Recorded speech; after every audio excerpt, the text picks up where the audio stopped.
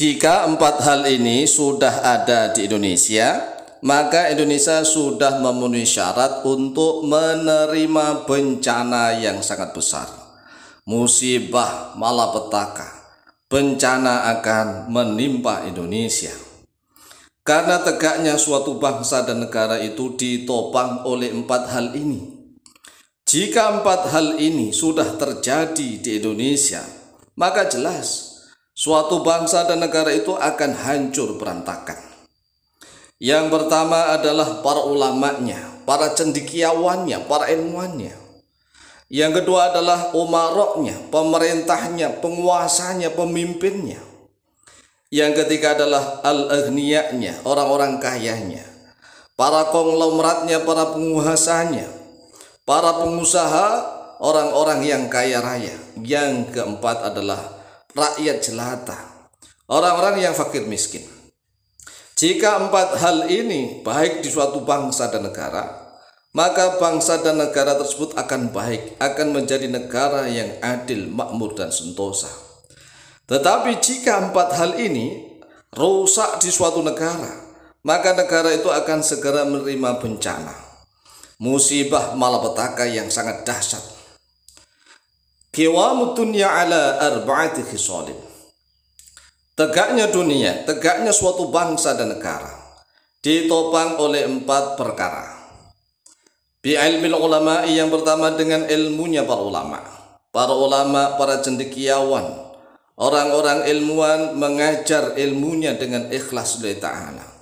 Tidak menjual pendidikan dengan harga yang setinggi-tingginya. Nah, kita lihat di Indonesia. Apakah para profesor, para kiai, para gurunya menjual ilmu atau tidak?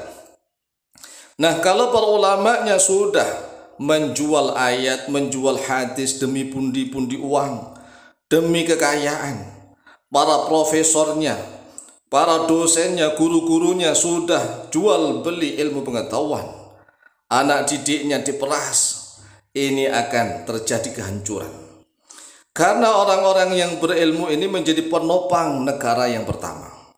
Jika mentalitas para ulama, para pemuka agamanya, guru-gurunya, profesor, doktornya, mentalnya baik-baik, maka negara akan baik-baik saja.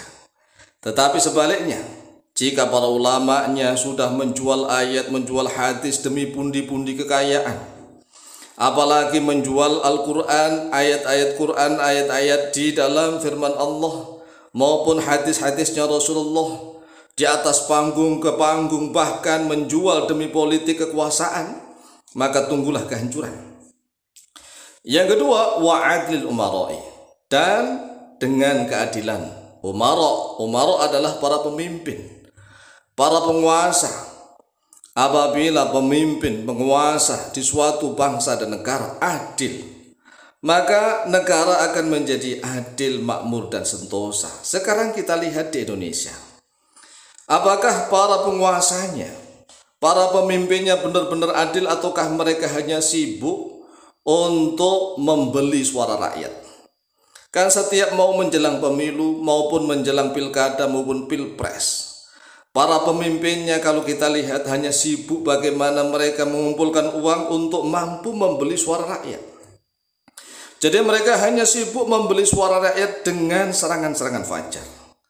Agar apa? Agar mereka mendapatkan kekuasaan. Setelah kekuasaan didapat, mereka akan mengeruk keuntungan. Para penguasa, para pejabat, para pemimpin itulah yang menentukan kebijakan. Jika para pemimpinnya bermental busuk, menjual negara dan bangsa demi keuntungan pribadi mereka masing-masing, maka prinsip mereka di dalam memimpin pemerintahan adalah bagaimana cara mereka menang. Nah, cara mereka menang menghalalkan segala cara. Seluruh suara rakyat kalau bisa dibeli seluruhnya. Rakyat harus menjual negara kepada mereka.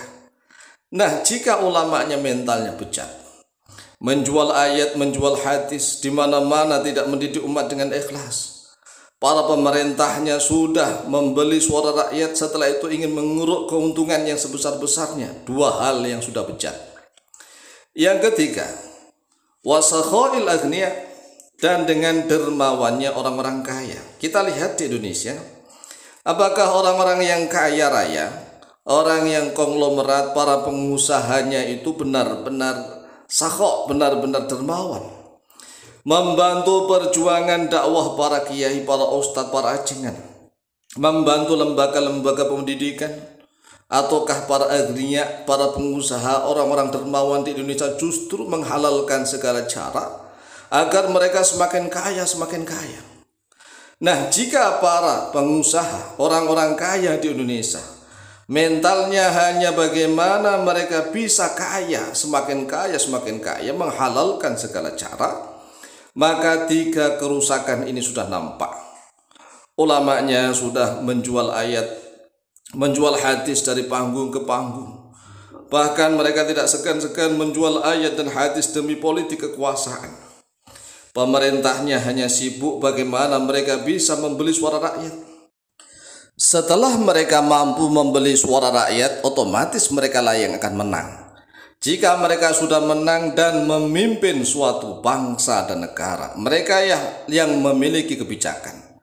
Mereka penentu kebijakan, mereka akan nyetir, mengatur bangsa dan negara ini seenak perut mereka sendiri. Walaupun toh seluruh kekayaan di bumi Nusantara akan diperas habis oleh mereka, terserah mereka. Kemudian yang ketiga, agnianya orang-orang kayanya, apakah dermawan? Apakah mereka menuntut harta kekayaan ini untuk kemaslahatan bangsa dan negara? Ataukah mereka menumpuk-numpuk harta kekayaan hanya untuk kepentingan mereka sendiri? Kita lihat di Indonesia ini para penguasa dengan para pengusaha kong kali kong.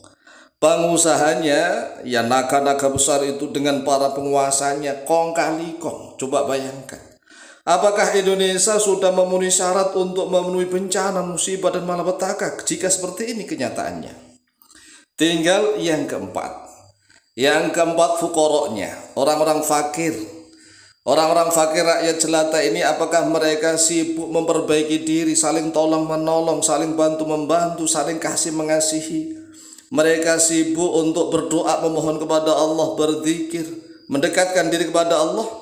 Ataukah justru rakyat jelata di Indonesia, orang-orang fakir miskinnya sibuk main tokel, main judi slot, bahkan mereka selalu menuju ke klenik-klenik, sukanya hantu-hantuan, kuya-kuya santet, dan mencari hiburan yang bersifat maksiat, hingga rakyatnya menjual negara dengan harga yang sangat murah di serangan-serangan fajar. Jika keempat hal ini bobrok di Indonesia, sekali lagi, apakah Indonesia sudah memenuhi syarat untuk menerima bencana, musibah, dan malapetaka? Jawab sendiri. Jika memang keempat-empatnya ini sudah bobrok, mari kita bangkit. Mari kita bangkit. Kalau tidak bangkit, maka bencana musibah akan terjadi selalu berurutan, beruntun terjadi mana-mana. Laut Jawa yang tidak pernah terjadi tsunami, mulai terjadi tsunami. Nanti gunung-gunung kecil yang tidak pernah meletus akan meletus. Di daerah-daerah yang tidak pernah terjadi gempa akan terjadi gempa. Daerah-daerah yang tidak terjadi banjir akan terjadi banjir. Daerah-daerah yang tidak pernah terjadi longsor akan terjadi longsor. Karena memang manusianya sudah sulit untuk diberikan nasihat melalui kata-kata. Sehingga manusianya harus diberikan nasihat oleh alam secara langsung. Jika alam yang memberikan nasihat, maka tunggulah kehancuran. Demikian semoga menjadi renungan kita bersama. Wallahu ta'ala a'lamu bishawab.